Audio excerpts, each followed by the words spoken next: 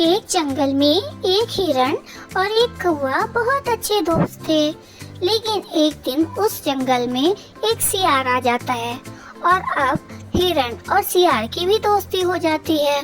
कौवा हिरण को समझाता है कि तुम सियार से दोस्ती मत करो क्योंकि सियार बहुत ही चालाक है और वो तुम्हारा फायदा उठा सकता है। लेकिन हिरण उसकी बात नहीं मानता और वो सियार के साथ घूमने दूर दूर तक जाने लगता है। एक दिन सियार हिरण को लेकर एक खेत में जाता है। खेत में हरी हरी फसल लगी थी। हिरण फसल खाने लगता है। इतने में ही हिरण अपने आप को एक जाल में फंसा हुआ पाता है। अब वो बहुत डर जाता है और सियार को मदद के लिए बुलाता है।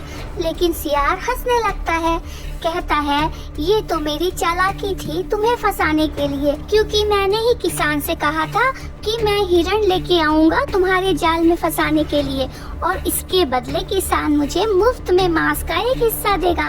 अब तो मैं चला किसान को बुलाने। ये सुनकर हिरण डर के मारे रोने लगता है। हिरण के रोने की आवाज कौवे को सुनाई पड़ती है तो कौवा वहाँ आता है। देखता है तो हिरण जाल में फंसा हुआ है। वो उससे पूछता है तो हिरण सियार की सारी चालाकी उसे बता देता है। तो कौवा कहता है दोस्त तुम घबराओ नहीं, मैं तुम्हारे साथ हूँ। और कौवा एक योजना हिरण को समझा देता है और उसके बाद जब किसान आता है तो हिरण बेहोश सा पड़ा रहता है।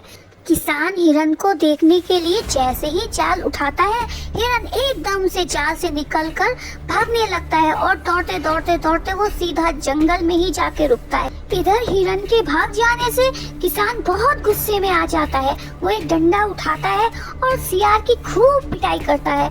सियार दुम दबा के वहाँ से भाग जाता है। इधर हिरण कौवे से अपने भूल की क्षमा मांगता है और कहता है कि सच में हमें आँख मूंद के हर किसी को अपना दोस्त नहीं बना लेना चाहिए और हमेशा अपने सच्चे दोस्तों का साथ कभी नहीं छोड़ना चाहिए। ये सुनकर कौवा खुशी से